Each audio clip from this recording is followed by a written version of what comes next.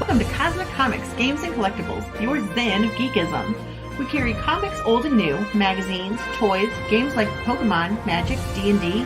Want Godzilla, Ultraman, Star Trek, Ninja Turtles, Funko Pops? You'll find it all here. Shop our Cosmic Sound Room and pick up a record or two. Enjoy our Comic Coffee Lounge with a cup of Sasquatch coffee or a delicious menu item while geeking out over a super cool movie on our big screen. Come by and say hello to Maui. Cosmic Comic, Games and Collectibles. Superman loves us, and so will you.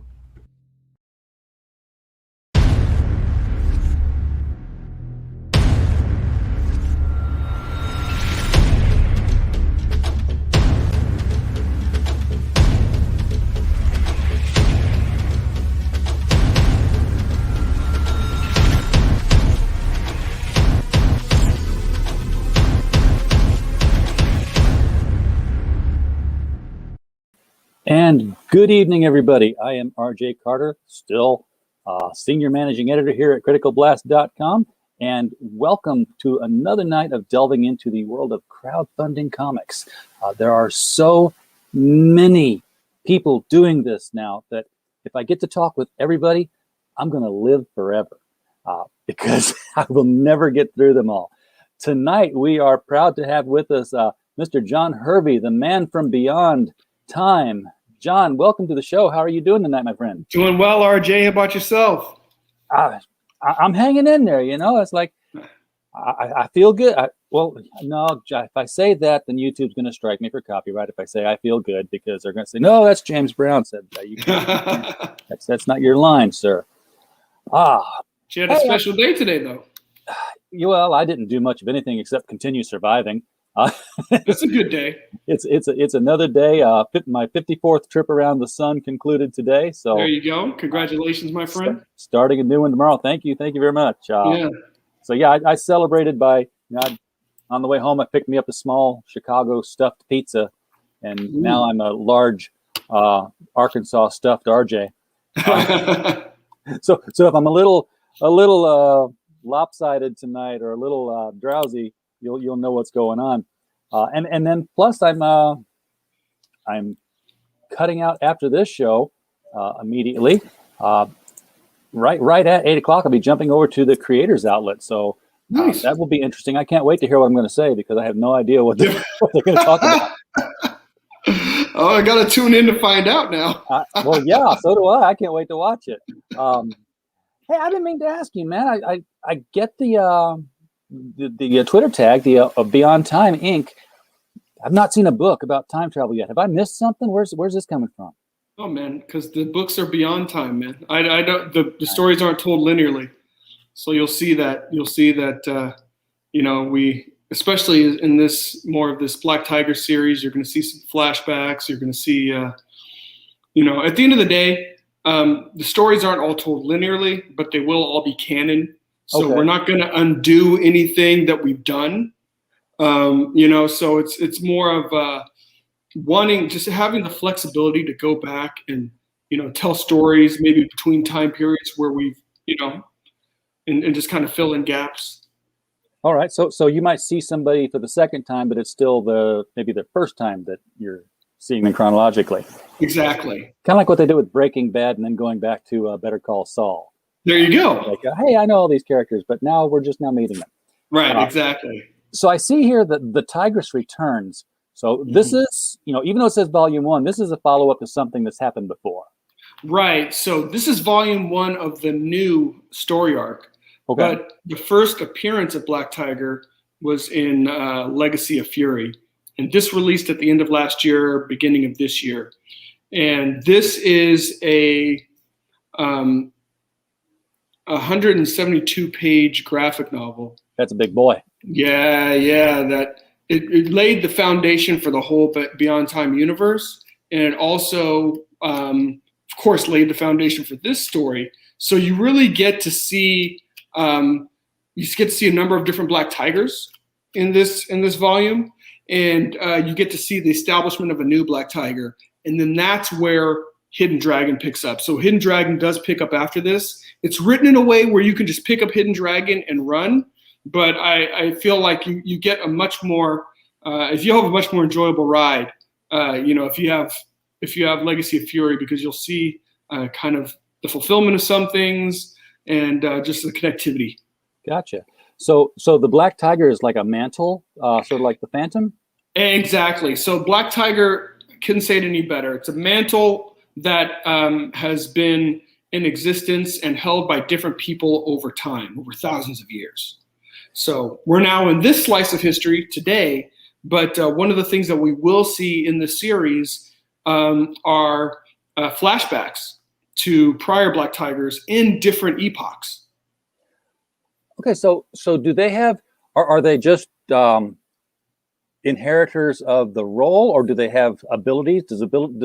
Does conferring the identity of the Black Tiger upon you come with anything like, the mantle of Elijah, where you get something with it? Yeah, so I mean, it's very much kind of along those lines. I mean, think of, kind of, since we're going that direction, kind of when I first thought of this power, I thought of like in Old Testament, like Samson, the Spirit would come upon him. Yeah. So it's not like the Spirit was just living in him like it does today for believers, but the Spirit will come upon him. Well, what if a power were, kind of bequeathed to someone, but then that power would then be given to another, and there's the ability to transfer that power. So it's like something that's upon folks. So it's a mantle, but it is a power, and it's that gets transferred. And part of, without giving, because you're asking a really good question. People haven't asked this question, and I sometimes want to dodge it because I don't want to. It's a really good question because it's an important question about who the Black Tiger is and how the Black Tiger works. And the Black Tiger has operated in a certain vein, kind of based on the culture where the Black Tiger was. And the question then becomes, is that what the power is about? Or was that very much influenced by the culture? And maybe there's other ways that the powers could be implemented. So, and the powers manifest in different ways. I mean, is it just really strong, really agile? You shoot energy blast, you fly. So we've seen all of that. You'll see all of that in the first two volumes, except for flight. You don't see that. I'm not saying that isn't a possibility. I'm just saying that's how the power has been used. This is, I have, between these two campaigns, I have done so many interviews, and you're the first person that actually asked me about. I asked about the writing, and then I started thinking of all the loopholes. I'm like, well, did you consider this? Yeah. I try to paint you into corners. So now I'm like, how do I say this without like giving away my shtick? but you got unlimited potential. I mean, she could fly. Right. You just haven't had a need for her to do that yet. She could, cast illusions around her because you just the power is malleable. That's right. That's okay. Right. So then, and right now she's just kind of operating within the confines of what she thinks it is. Okay. So yeah, I mean, because if you get you get a laptop computer and all you've ever done on a computer before is play Bejeweled, that's what you're gonna do. I got my grandpa's computer and he played Bejeweled on it all the time. Now I can. Right. And that's what this does. That's what this is for. Yeah. And then somebody says, well, have you Googled other games? And they're like, what's Google? What's that? And now you find out you can Google on this laptop. Yeah. and other stuff. So I was like, I've never used it for this before, but now I am. Exactly. So have we met the first Black Tiger? Not yet. So we don't know where this power comes from. That's right. That's right. So the origin of the power has not been revealed. I think it'll be a fun reveal. Man, you're asking the tough questions, RJ. Well, I usually skate by. People don't ask me any of this stuff. I just kind of. The thing about a hidden power or a secret of some kind is that if you hold on to it for a little bit and reveal it, it's fun. Yeah. But if you hold on to it for a really long time, then you can never reveal it because then you just kind of ruin it. Case in point, Wolverine's real name. I mean, he should have never gone there. Yeah. I mean, once if you didn't get Wolverine's real name in the first 10 issues of Uncanny X-Men after, Giant Size X-Men came up, Yeah. then you don't ever. That's just part of that becomes part of who he is that it's a mystery. Exactly. Joker's real name? No, we don't want it We anymore. don't want to know, and it's like, so in Black Tiger, these things will be revealed. So you're getting different bits of revelation in each volume. So that is something that will be revealed, and it won't be an eternity before it's revealed. That's coming. Okay. Do they know why they have the power? They will once they understand the origin. Okay. And there have been a string of Black Tigers that didn't even understand the origin of the power. So they don't they know they had the power, they know they got it conferred upon them, but does the power direct them with any kind of purpose? Like, it's like, my tiger sense is tingling, I must go do this thing, I feel. No, because the power was given with a promise. And that promise is, it enables them to be free moral agents. Okay. So it's understanding that the power did originate from somewhere, that there is a responsibility with the power, but you need to use the power appropriately, because there will be consequences. And we do see that in the first volume. In the first volume, we do see a character that, because you see a few different Black Tigers, you do see a character that suffers the consequences. But the problem is this character is almost operating under rules, so to speak, but doesn't know what they are. Yeah, it makes it hard. Makes it hard. Just think this is a free hall pass. Nothing prevents him from being like going Sinestro as a Green Lantern originally. Yeah. Remember, he had the power and he went corrupt with it and ruled his planet, and they had to take it away. Exactly.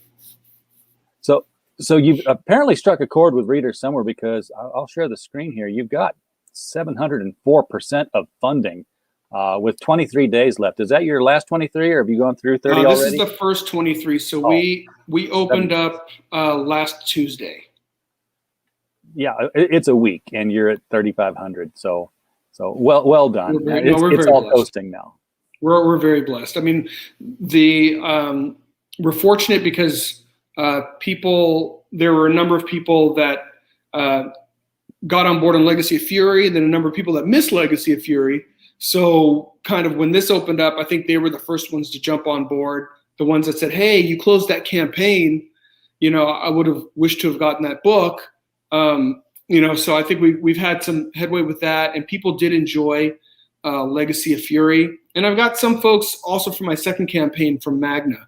It's all in the same universe, but you don't need to read, Magna to read Black Tiger or vice versa, Okay. So but what you're saying is that Magna and Black Tiger do exist under the same, in the same world. They do. Maybe not at the same time. Well, the thing with Magna is that story is set in 1942, so there is a Black Tiger. Not the Black Tigers that you see in either of these graphic novels, but there is a Black Tiger that is in place at that time. Okay, just like Red Rooster. Well, maybe not exactly like Red Rooster, but more like the Phantom. You do have a video. I say extricating myself from the corner I painted myself into. So we're going to play that, and everyone can forget what I just said. So let's give this a roll.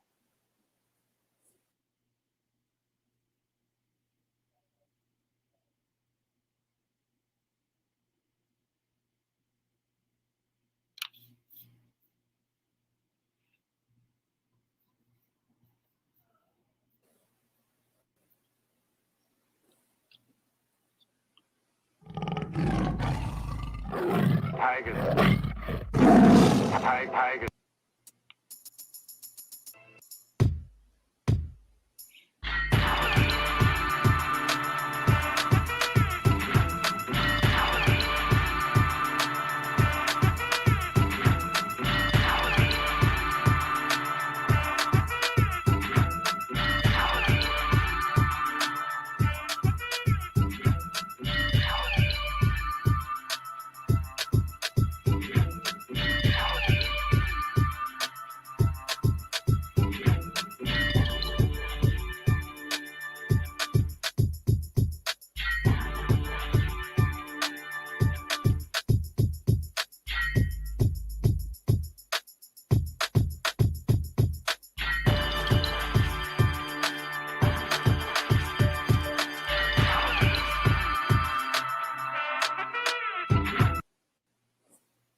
So yeah, just wanted to showcase just some of the martial arts. There's a lot of martial arts in this book. I can see that. I grew up watching the old Hong Kong films. Back, they would have kung fu theater on the weekends, and they would show different Hong Kong movies from the 70s and 60s, and I used to eat that up. Those were like, in terms of on the screen, those were the superheroes that we had. They didn't have like superhero movies like today. I mean, those were the closest to superheroes.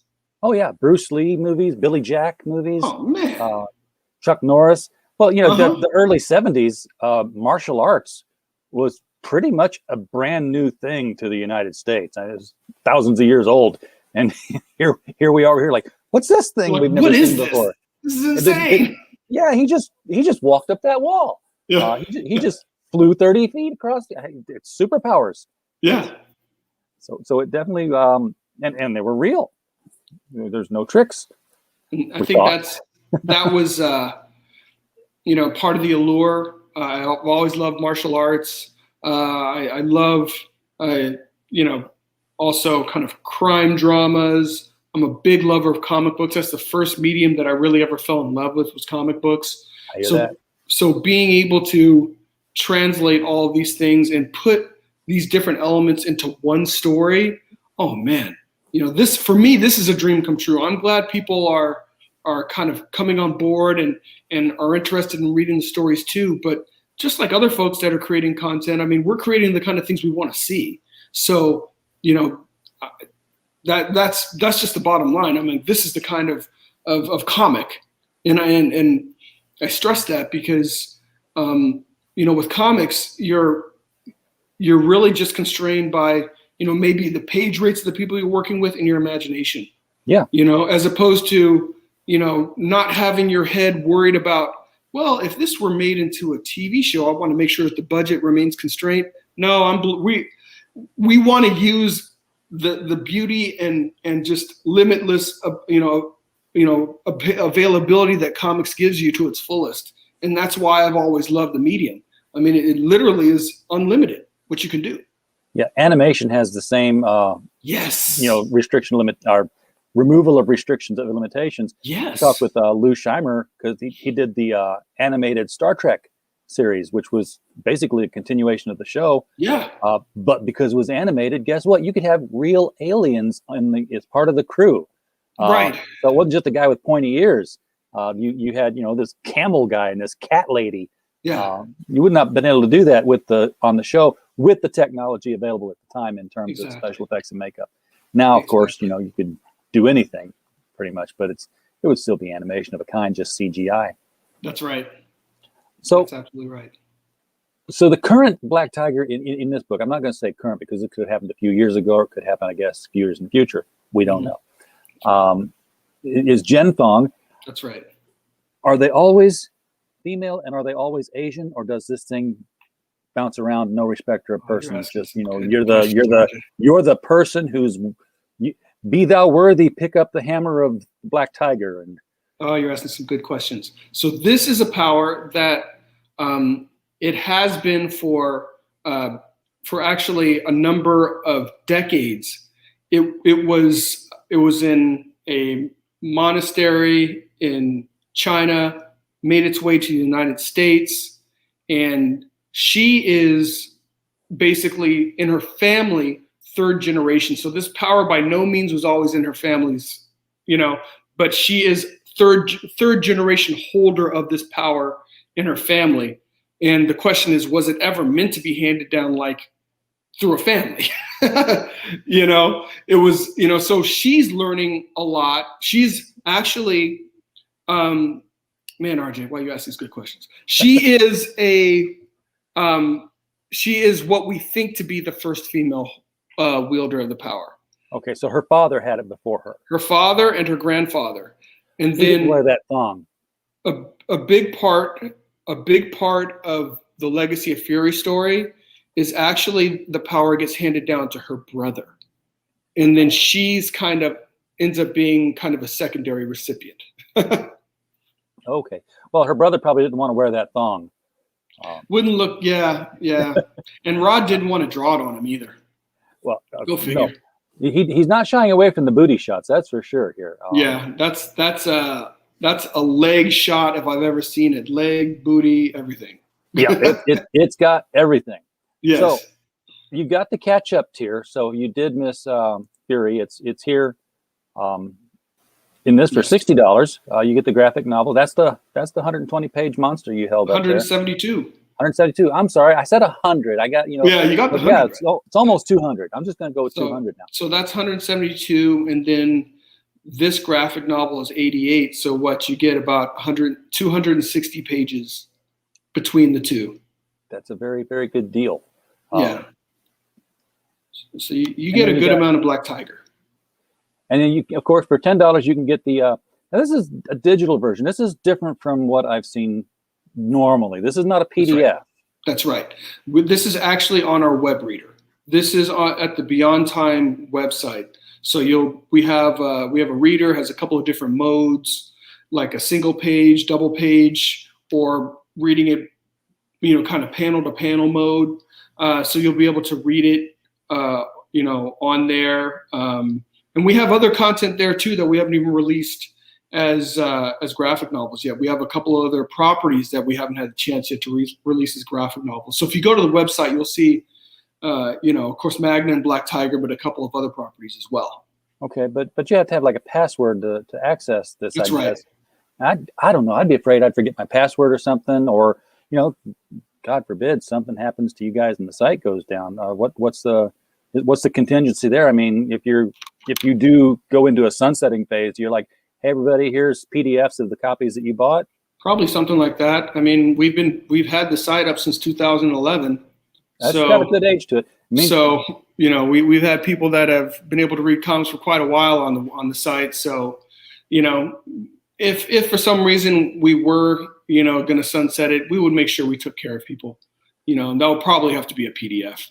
Yeah, because at that point we'd have no other means of distributing it to people. Why not just make it a PDF though? I mean, what's the advantage of having people? The advantage. It's not even about piracy. It's about platform. It gives me one other platform where I have connectivity with folks, because folks, I don't know particularly, whose email address is what, but I have email addresses. So it gives me another way to reach people. And that's kind of, YouTube is a platform, Twitter, all these things are platforms, but ultimately these are platforms that we don't ultimately control. Things can happen. Platforms can change. They can change their policies. This is just more of a way of having some connectivity with folks. And of course, mailing lists and things of that nature do that, but it's just a way to have connectivity with folks. So, it's not, if somebody cared enough to pirate it, go for it. Maybe then, you could pirate it easily, even if you have the website. You can just take screenshots of what's on the site.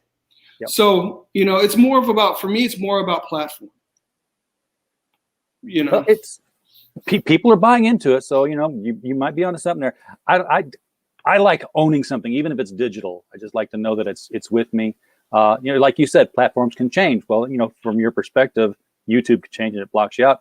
From the reader's perspective, hey, John's platform could change and lock me out. It's the same. I'm not going to say distrust, because that implies that chicanery is afoot. But they don't know you personally. A lot of them, they just know it's a site and their comic is there. And that's why people have different ways to get it. It's not putting a gun to anybody's head. And I try to be as clear as we can about what it is. Yeah, it's a digital web reader. It's not a PDF. There's nowhere we ever say that it's a PDF. It's a digital web reader. So, if you're okay with that, and if not, I get it. And who knows, we may implement another strategy at some point with PDFs. It just isn't part of the strategy right now. But like you said, strategies change, things change. Of course, and it's there's an advantage. I can see advantages to having it this way, as not over the. Well, I will say over the PDF, but I'm going to say in addition to aside to the PDF version, is that, someone's going to come in and read this on your site. Well, guess what? If you need to tell people something, it can appear over the book the next time they log in. Yeah. And you can, communicate with your readers that way. Said, hey, we're getting ready to launch book 3. Be sure to follow the link when you're done reading here. And there's other content there as well. So they may say, hey, you know what? I enjoy Black Tiger. Maybe I'll pick up this book, The Posse. Maybe I'll try, So part of it is just trying to, like from a platform perspective, just kind of expose folks. And then it's like, if they like it, they like it. If not, so I mean, that's kind of it, with regards to that. So there's, piracy and things of that nature. I'm like, look, I've got 60 people that, that have backed this book. Piracy is the furthest thing from my concern. It's like getting people to even know it exists. Yeah, that's the first. It's the first thing I'm trying to do. If somebody pirated it, I'm like, hey, great, somebody cared enough to pirate this thing. No, you never want piracy. Yeah. Not if you're in it for the money. No, that's true. That's true. All right, so for $20, you get the Vieira print, and that's the one with the big kick and the leg muscles. That's right. And that comes with a wait a second. So it's just a print. Print. That is just the print. So you can get these next 3 are just prints of what are the 3 cover options. All right. So larger prints of the covers. Yeah. And the Gian Giordano. I said it. You said it, man. You killed it. You said it, man. Were you practicing that? No, but I was like looking at it in my head. I'm like, okay, I see Giordano. I see Gian Giordano. Yeah. I took 3 years of Latin. Oh, that's awesome. And first year of Latin, one of the other guys in class, I was reading out loud, and he just looks at, why do you read all of that in an Italian accent? And the teacher just looked at him, was like, where's Rome? Hello. And he's like, oh, duh. Yeah, okay, I get it now. Yeah. And I didn't even realize I was doing it. It's just the words kind of lent themselves to it. That's pretty cool. So the Looper cover, just for clarity, that cover is currently being painted. So it's not, the black and whites, his black and whites are amazing. But that's going to be a beautifully painted cover when that's all said and done. So I'm hoping within the next week that I'll be able to show the full color version of that cover. And then, God willing, we get to $5,000, we're going to make that cover into a wraparound. And we have a really cool kind of concept of how we're going to do the wraparound for that. That'll be very cool. Yeah. As I'm scrolling down and looking at the different options here, we are passing by these pages where she's fighting in the jungle. Oh, yeah. So I mentioned before that there's a lot of kung fu. Not just kung fu, but different styles of fighting. So what she encounters in this jungle, she's in a jungle of Brazil. She's searching for some answers with regards to the death of her father. And it takes her to a master of capoeira. So she ends up, exactly on this next page, she ends up fighting this nomad. And he's a master of capoeira. And she has a lot of trouble with his style of fighting.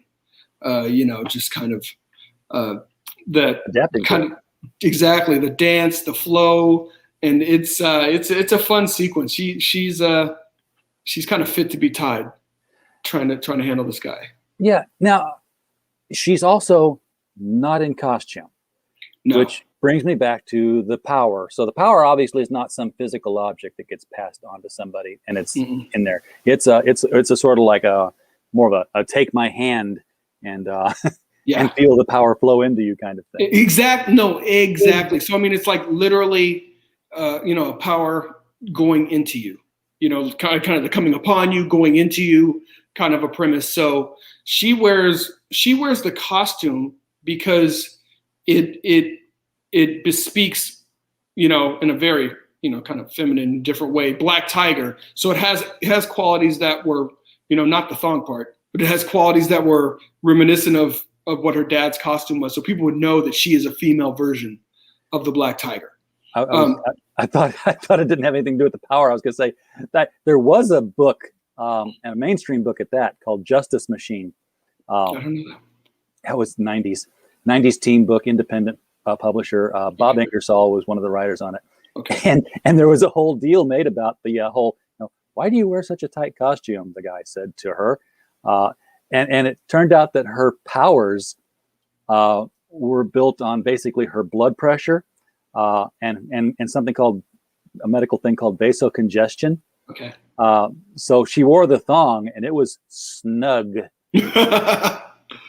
because basically, the more the blood flow got pushed around and restricted, the stronger she got.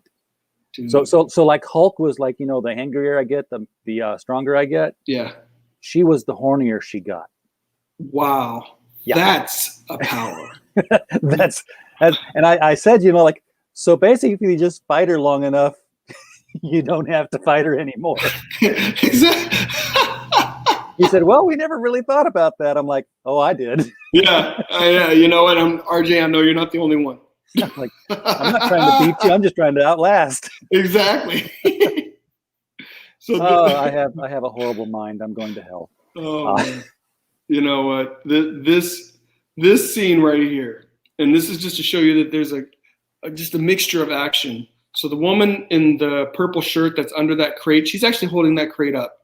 These are ex-KGB bionic folks, bionic mafia folks. So Black Tiger has her hands full. She has a number of different organizations within the city of Los Santos that she is kind of contending with. And they're all really starting to run wild since her father has passed away. So part of it is she's trying to bring peace to the city, but she's also trying to, like any good kung fu movie, she's trying to bring honor back to the name of her father, who was disrespected and killed as a Black Tiger, and he's also dishonored as a cop, posthumously. So she knows there's a much bigger plot afoot, and she doesn't know what they know about her, but she will find out. And I love this Captain America thing. I say Captain America because of the bing, bing, bing, but that's actually more of a Daredevil thing too, because it's the baton that she's using. Exactly. But you know what? But I'm a big fan.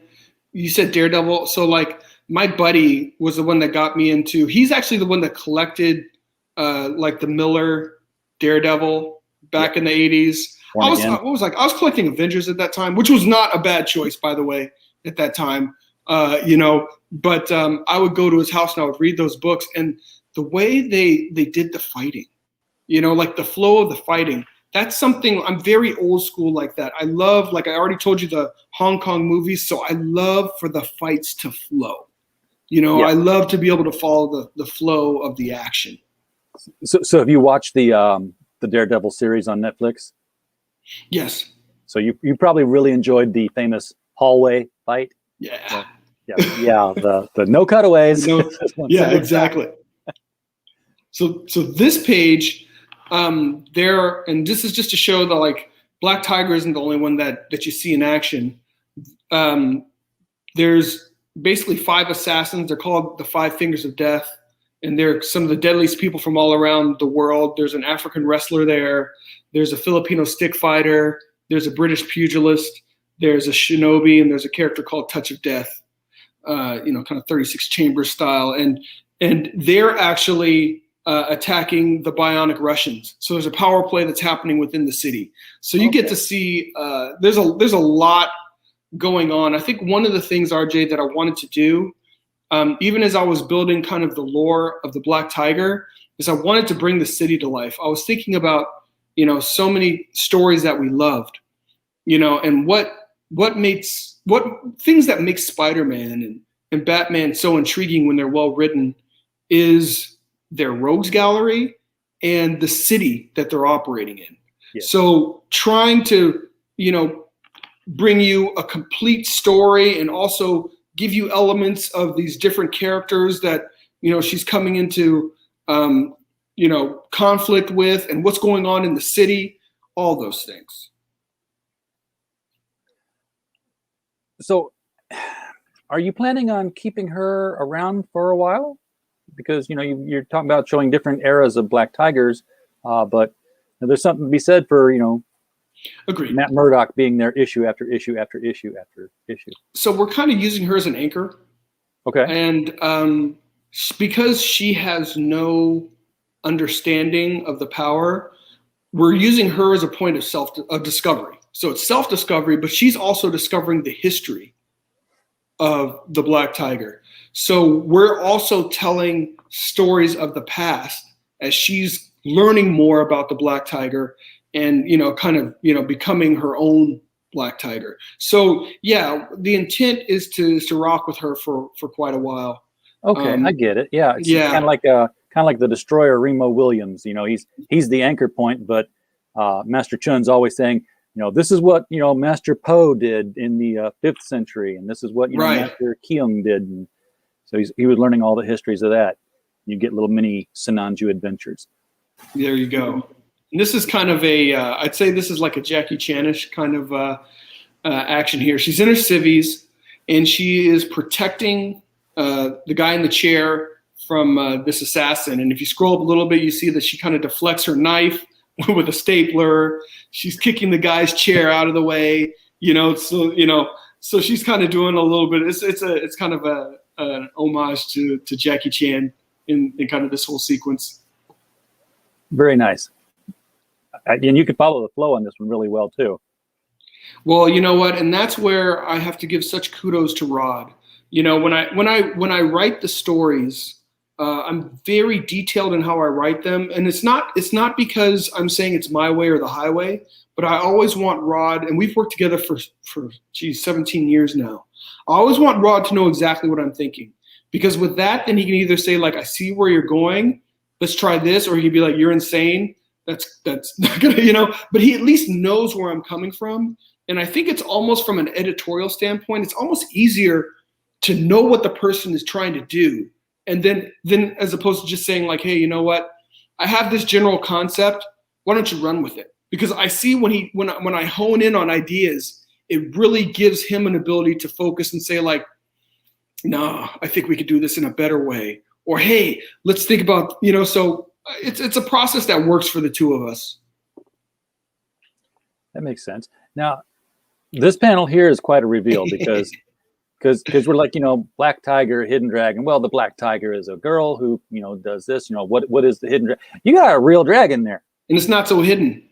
Yeah. So this dragon manifests in the middle of them all. So, and it's great. I mean, the way Rod conceptualized this, and he's there. You can just dive into this picture and just hang out in here, because if you look at all the different people, there is so much happening, and he did it from an angle where you can kind of see the epicenter and where the dragon comes up from, and then kind of all the destruction on the different levels and the people on the dragon. When he did that, I was laughing. I was like, this is too good. Got people on the dragon because the dragon is literally appearing right under them and manifesting right under them. So what a piece he's created. It's a masterpiece. He also puts a focus on this guy right here. Yep. Yes, that's indeed. intentional. Yes, indeed. Okay. Yes, indeed. So they're connected. That's comic book code for. That's comic book code for you are not wrong. All right, so we'll find out what he is and whether he's a bad guy, a good guy. Help me, I can't control this guy. And here's the Gian Giordano, like you said, my friend. Look at that! Yeah, all that silver coloring and light. Yeah, the lighting is amazing, and that's Black Tiger on the wrong end of the kick that time. Yes. On the other one, she was dishing it out, and on this one, she's kind of receiving it. Now, of course, this is the one I used for the thumbnail card. You got Greg freaking Horn to do. Yeah, this. Man. The guy who invented Spider-Man lingerie. And he's a great dude. I mean, just a funny, nice guy. So I just reached out to him. And I was just like, hey, I know this is kind of odd, but I've got this concept. I have this going on. Would you be willing, to do some covers? And what's your page rate? His page rate, even his student page rate, was not cheap. No. But I was like, man, this dude he was so cool. I'm like, okay, we're gonna do this. We're gonna make this happen. And this is the great thing that Greg did. So, being the super nerd that I am, I gave him the scripts for each of the issues. Okay. He read them and conceptualized images for each cover that caught the essence of that script. So a number of these images, they don't happen exactly like this, but it's the essence of what's going on in this particular issue. Yes, This is she's got her her father's badge, and she's because her father was a cop, and he's kind of like a little bit ethereal back there because he's passed away, and she's trying to uncover this mystery of like, what in the world happened to my dad? He got killed, but like kind of the coroner's report, it's just not footing. How did he die this way as a cop?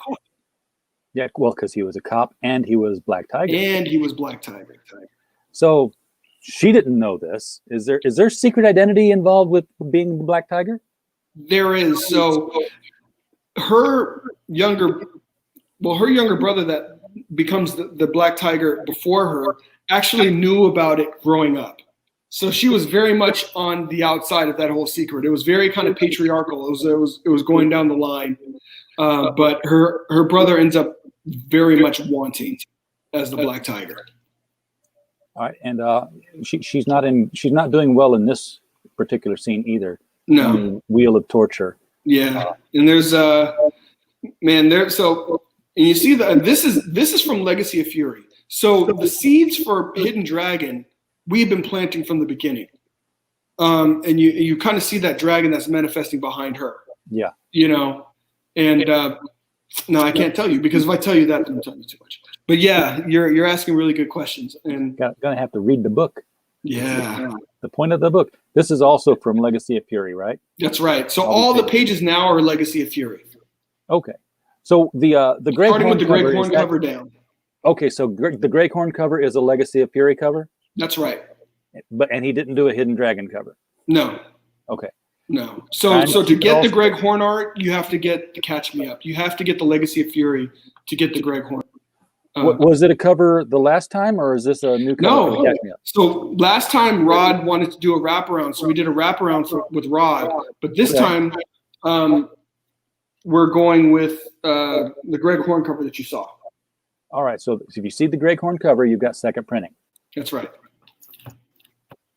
That's right. Lot of fighting, a lot of action. Yes. A lot of animals being eaten by dragons. Well, this is very much kind of a prophetic vision that she's having. That because there's a Black Tiger, there are goats, there's a dragon. That's right. That's right. And even in the earlier parts of Hidden Dragon, you'll see the continuation of this dream, and because the dream, her vision starts to expand, and she starts to see more, kind of as it's she's a new power. Exactly, she's going down her path. It's a new power of the Black Tiger manifesting. Got it. Right. And this was brother versus sister.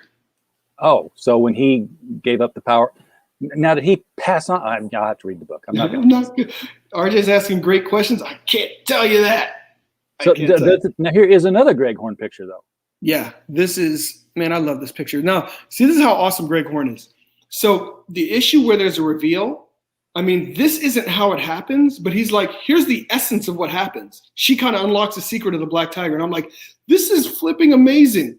I mean, he conceptualized this completely. Yeah. Just based on this is the essence of what occurs in this issue. Love that guy. Okay, but what book is this the cover to now? So this is, okay, so let me take a step back. So in 2005, so I told you I've been working with Rod for a long time. Okay, we published through Diamond the first 5 issues of Legacy of Fury. So what we've done here is we've remastered a lot of the pages, but you don't have to remaster anything that Greg does because Greg is the man. Right. But so these came out as individual issues. The first 4, and there's basically 6 issues in this graphic novel that you get to Catch Me Up. Okay. But the first 4, and we've since, and the funny thing is, we took those 4 issues. We probably added an additional 20-something pages to those issues, and then completed the last 2 issues. So it's it's telling the full story that we wanted to tell. Okay.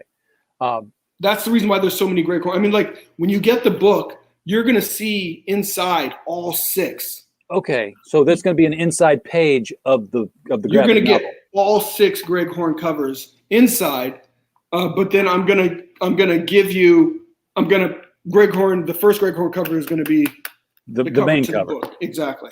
I gotcha. And I've seen that done before with graphic novels. That makes sense. So Yeah. so there's gonna be some Greg Horn goodness in this whole thing. Oh, there's gonna be some Greg Horn goodness. Metal bookmarks. Dare I ask who's making your metal bookmarks? Of Because I course, probably Brandon, know. Phoenix Animation. He is the metal man. He is. And it's amazing. I mean, I went on his show before we launched, and he was just like, "Hey, send me an image. I want to do something for you." So I sent him the dragon and one other thing. And he put this thing together, and I love it. I mean, he sent me like just 2, and I use those bookmarks. I mean, I love these bookmarks. And for me, when I saw them, I'm like, okay, definitely. This is definitely something I think people will love. So this is what he sent me. And then he's all over the place. Now you got T-shirts too. So we just launched those today. Oh, so here we go, folks. We just added the T-shirts today. So there's 3 different versions. There's a tiger, a dragon, and then kind of a tiger dragon preparing to fight. And the funny thing about it is I really like it because there's so much that's going on with regards to kind of different styles, different powers, and you're going to get into that in the book to learn more about the dragon and learn more about Black Tiger. But I just loved, just kind of when I showed all of this stuff to Shay, kind of her thoughts, because I was thinking, hey, I'm going to put one of these action, images from some of the fighting on the shirt, but we actually kind of settled on this, and I like it. And then just kind of the logo on the back and some things on the sleeve. So, so you've already done patches then, because otherwise she'd have made you do patches. You know what? I haven't done any patches, and so like my last campaign with Magna, do I have it here? We did beanies. So we did the Magna beanie. Oh yeah, I remember that. That was cool. Yeah, so we did that, and this time we're doing shirts. I mean, I'm slowly getting into the merch thing. Like when I did the first Black Tiger thing, I had no merch. So I'm very slowly putting my toes into the water here. So no patches, even though she was really pitching the patches. Yeah. Really pitching, but I did do it. You're at the point though now where you can do merch, but you're right. That first issue, you should never do merch on a first issue, because no one knows who your character is, and nobody wants to invest into merch of a character that they don't know anything about until after they read the book. Exactly. So after that, then if they love your character, put it on a T-shirt. They'll want it then. Right. Oh, you're not just doing a wraparound book at 5,000. You're doing a front back. So this is. Oh yes, my man. Yes, it is a 360. It's the same moment. So the front that everybody that gets the Looper cover is getting is her with the dragon in the background. But we get to the stretch goal, it's going to wrap around, and you're going to see same moment from the back. She's being, so she's got the 5 fingers of death in front of her. She's got the giant dragon behind her. And we're not quite sure whether she's pinned in between them or she's getting emergency backup. Right. We'll read the book and find out. We will find out. All right, shipping. I'm not going to ask you about shipping. You're based in the United States, right? That's right. All right, you got your shipping covered. Because otherwise, I got to talk about shipping. But I'm not going to do that. But I'm hoping that I know you're working on some solutions with, kind of going, I guess, the other way for the UK. We've got the solutions coming in. I have a solution for going out. I just have to find that right sized peg to fit that hole. And once somebody has become that peg, I'm like, okay, we're good to go. Well, let's talk offline. I want to know what that peg is, and I want to know where I need to get to. Because to me, I think that's going to be a game changer. It will be a smaller game changer than the one coming into the U.S. because coming into the U.S. is the bigger market. Yeah. The U.S. buys most of these comic books. That's right. I don't think that. I have not seen Japan really be a major player as a purchaser in crowdfunded comics, and yet they consume so many comics. So and it's interesting, and I've seen the wars on Twitter as well, between comics, manga, and I'm just kind of surprised that as much as it seems Japan likes American culture, that there's no appetite for American comics, and I'm just I don't know. Well, and you can manga-fy the characters as much as you want. The manga Deadpool, I guess, did very well. Really? When they did that, but they've done that Batman and the Justice League thing. Mm-hmm. That was manga. I don't think that really went anywhere. If it did, they would have kept doing it. Right. Exactly. I don't know. Exactly. I think they're doing it on purpose. They're just waiting for it to go bankrupt so they can buy up the characters and then do it themselves. It's how they do business. We beat out Atari with Nintendo.